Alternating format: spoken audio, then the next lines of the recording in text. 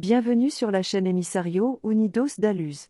Si vous aimez cette histoire d'expérience de mort imminente, pensez à lui donner un like et à vous abonner à la chaîne. Commençons maintenant par l'histoire. Dès l'âge de 14 ans, j'ai souffert d'anorexie et à 25 ans, j'étais gravement malade et ne pesais que 30 kilos. Malgré diverses thérapies, mon état ne s'est pas amélioré de manière significative. Finalement, mes reins ont commencé à lâcher et j'ai refusé de recevoir d'autres traitements pour mon état. Bien que je n'ai pas de relation étroite avec Dieu, je l'ai prié, offrant ma vie en échange de son aide. Une nuit, je me suis soudainement réveillée alors que je commençais à suffoquer dans mon sommeil. Mon corps a commencé à trembler violemment et quelques instants plus tard, je suis sortie de mon corps. Je flottais au-dessus de mon corps, puis au-dessus de la maison, et enfin dans les limites du paysage le plus étonnamment beau que je connaissais comme étant le paradis. Au ciel, reconnaissant ma grand-mère, que je n'avais pas vue depuis longtemps et qui me manquait beaucoup, je me suis approchée d'elle avec beaucoup d'enthousiasme. Ma grand-mère, qui au ciel semblait avoir une trentaine d'années, m'a dit qu'elle m'attendait. Mon grand-père, qui était avec elle, répétait sans cesse, « Regarde ce que je peux faire », en marchant sur les mains. « Veux-tu rencontrer Jésus ?» lui a demandé ma grand-mère. « Oui », ai-je crié. Jésus, grand et mince, aux cheveux et aux yeux châtain foncé, est soudainement apparu devant nous. Quand je l'ai regardé, j'ai commencé à pleurer parce que je pouvais sentir sa compassion pour moi. Jésus m'a réconforté et consolé pendant que je lui faisais part de mes inquiétudes, affirmant qu'il savait tout ce que j'avais vécu et que tout allait bien se passer. « Promets-tu » lui ai-je demandé. « Oui » a-t-il répondu. Je lui ai dit, « Tu es un très bel homme », ce qui a fait rire Jésus. J'ai alors commencé à rire, et notre légèreté partagée nous a fait rire encore plus. Je me suis sentie si chanceuse d'avoir toute son attention, surtout compte tenu du nombre de personnes qui nous entouraient. « Retourne à ta vie terrestre et dis à tout le monde ce que tu as vu et vécu au ciel », a-t-il dit. « Je le ferai », ai-je répondu. Jésus m'a alors fait un câlin d'adieu qui ressemblait à 1 million de volts d'électricité traversant mon corps. Alors que j'étais assise dans mon lit en pensant à mon expérience, j'étais déçue de ne plus être en présence de Jésus et d'être de retour dans un monde où tout le monde semblait si cruel. Je ressentais encore la sensation d'électricité qui traversait mon corps depuis que Jésus m'avait serré dans ses bras, et je pus me rendormir. Le lendemain matin, quand je me suis réveillée, j'avais une faim inhabituelle. Pour la première fois depuis 11 ans, j'ai mangé un repas complet sans ressentir aucun inconfort. Ce jour-là, j'avais rendez-vous avec le médecin, qui m'a examiné et a effectué quelques tests. Lors d'une consultation de suivi quelques jours plus tard, j'ai été choquée d'apprendre que mes reins étaient en bonne santé. « Je ne peux pas expliquer votre guérison miraculeuse », a-t-il dit. Grâce à Jésus, mon corps et mon âme ont été guéris, et j'ai recommencé à prendre du poids. 9 ans plus tard, je pesais 61 kilos, soit plus du double de ce que je pesais avant mon EMI. Aujourd'hui, je ne peux pas penser à Jésus sans pleurer. Je me sens tellement bénie d'avoir été en sa présence, guérie par son toucher, et d'avoir expérimenté son immense compassion pour moi. Je n'ai jamais connu une telle compassion ni un tel amour dans ma vie terrestre. Vous vous demandez peut-être pourquoi mon grand-père était si impatient que je le vois marcher sur ses mains. Bien que l'expérience ait été vivante et réelle pour moi, ma mère ne m'a jamais cru lorsque je lui ai raconté mon séjour au paradis. Je me suis souvenu que Jésus avait dit de le dire à tout le monde, mais il a fallu 9 ans avant que je le raconte à qui que ce soit. Quand j'ai finalement raconté mon EMI à ma mère, j'ai mentionné que j'avais vu mon grand-père et qu'il était ravi de me montrer qu'il pouvait marcher sur ses mains. J'ai remarqué que son visage était devenu très pâle, alors je lui ai demandé si elle allait bien. Ma mère m'a expliqué que lorsque mon grand-père était adolescent, il marchait sur ses mains pour impressionner les gens. Elle m'a dit qu'il était très doué pour cela, et qu'il aimait se montrer. « Quelqu'un a dû te raconter comment ton grand-père faisait ça pour que tu le saches », a-t-elle raisonné, même si personne dans ma famille n'avait jamais mentionné de telles histoires à son sujet. Aujourd'hui, je suis réconfortée par le fait de savoir que si ma vie devait soudainement prendre fin, le paradis serait la maison où je retournerais, où je retrouverais ma famille et Jésus. J'ai raconté mon EMI à d'autres, mais comme vous pouvez l'imaginer, la plupart des gens ne croient pas que c'est quelque chose que j'ai réellement vécu. Je me souviens toujours du verset biblique qui dit qu'être absent du corps, c'est être présent avec le Seigneur. Du moins, c'est ce que j'ai vécu.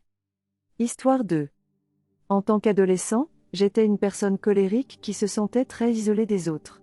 Bien que j'ai grandi dans une famille chrétienne, je suis restée agnostique, pensant que si Dieu existait, il devait être indifférent pour permettre tant de misère et de souffrance dans le monde, et je ne m'intéressais pas à un Dieu indifférent. Un soir, Je me suis échappée de la maison pour assister à une fête autour d'un feu de joie à laquelle j'avais été invitée. Mes amis et moi avons reçu des drogues à la fête, ce que nous avons accepté de bon gré, même si nous ne savions rien de ce que nous prenions. J'ai été pris au dépourvu par la puissance de la substance et par la rapidité avec laquelle elle a fait effet, car j'ai commencé à avoir des hallucinations peu de temps après l'avoir prise. Comme je n'étais pas dans un état émotionnel heureux à ce moment-là de ma vie, les hallucinations que j'ai vécues sous l'influence de la drogue étaient horribles. Dans mon impuissance à empêcher ces créatures hideuses de m'entourer, j'ai commencé à désespérer. Au cours de cette excursion fatidique, je suis devenue de plus en plus paniquée et terrifiée lorsque les visages des gens autour de moi à la fête ont commencé à se transformer en ceux de démons et de monstres. Incapable de trouver refuge contre ces formes grotesques, j'ai fini par sauter dans le feu de joie pour tenter de leur échapper. Presque instantanément, j'ai commencé à ressentir une douleur atroce alors que mon corps était englouti par les flammes, et j'y suis restée jusqu'à ce qu'un des enfants de la fête s'en aperçoive et me sauve. Je ne me souviens pas de grand-chose de ce qui s'est passé ensuite, mais on m'a dit que les enfants avaient décidé de me cacher pour éviter d'attirer l'attention des autorités, car nous étions tous en train de pénétrer sur un terrain privé. Après que les enfants aient tenté de me nettoyer, j'ai été laissée dans le noir et loin de tout le monde. Étant donné l'état de mon corps, je savais que j'allais mourir, alors j'ai prié à plusieurs reprises quiconque m'écoutait de me libérer bientôt. Quelqu'un a dû entendre ma prière, car peu de temps après m'être évanouie, je me suis retrouvée hors de mon corps, voyageant dans un tunnel d'un noir absolu avant d'atterrir soudainement dans une étendue sombre et accidentée. Tandis qu'une brume grise tourbillonnait autour de moi dans ce domaine aride et sombre, j'ai levé les yeux vers le ciel pour contempler un champ d'étoiles dans un ciel inconnu. Aussi effrayant et impitoyable que cet endroit puisse paraître, il était si calme que tout ce que je pouvais entendre était le bruit du vent tourbillonnant.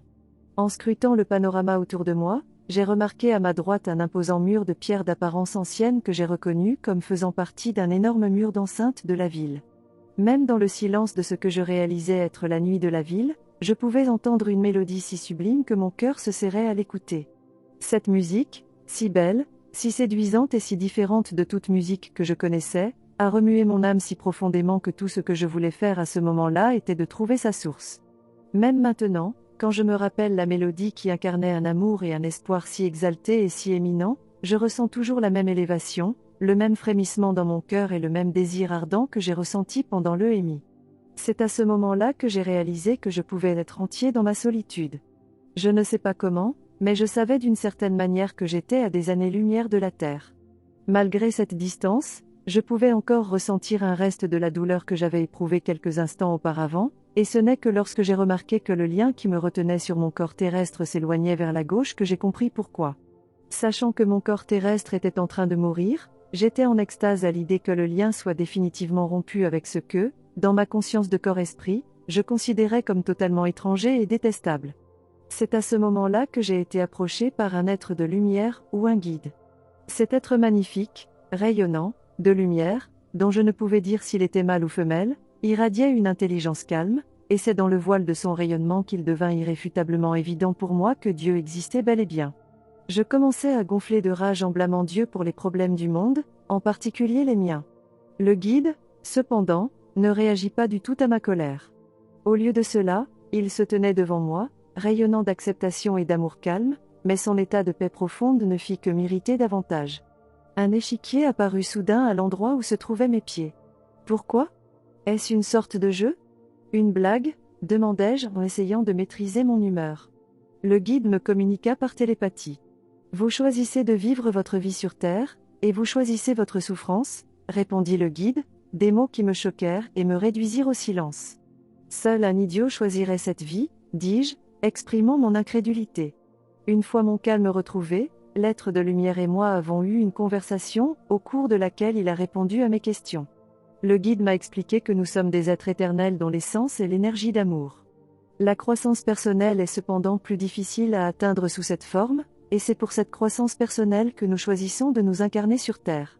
Il m'a également expliqué qu'il n'y a pas de limite au nombre de fois que nous pouvons nous incarner sur Terre. Il m'a expliqué que relever le défi de vivre dans l'amour et de faire de l'amour notre priorité et la réponse à nos problèmes était notre test ultime et notre défi ultime. Le guide m'a expliqué que si nous faisions de l'amour le centre et le fondement de chaque pensée, nous ne serions pas enclins à créer des distinctions basées sur la race, la religion, la politique, l'argent ou la nationalité, car aucune de ces choses n'a d'importance pour celui qui se concentre sur l'amour. Dans l'état de conscience de l'âme supérieure, où j'ai fait l'expérience de l'unité avec la grandeur que je suis, et que nous sommes tous, ma vie terrestre semblait quelque peu triviale, et je ne voulais pas y retourner. Je voulais rester dans cet endroit que je considérais comme mon foyer, mais le guide ne cessait de me rappeler ma mission et mon devoir terrestre. Lorsque le guide évoqua ma mission, je fus un instant lucide quant à ce que j'étais venu accomplir sur Terre, et la conscience de ma mission me fit réfléchir. Il y a des enfants qui doivent naître, que tu mettras au monde, me révéla le guide, et elle me rappela combien j'aimais mon petit ami.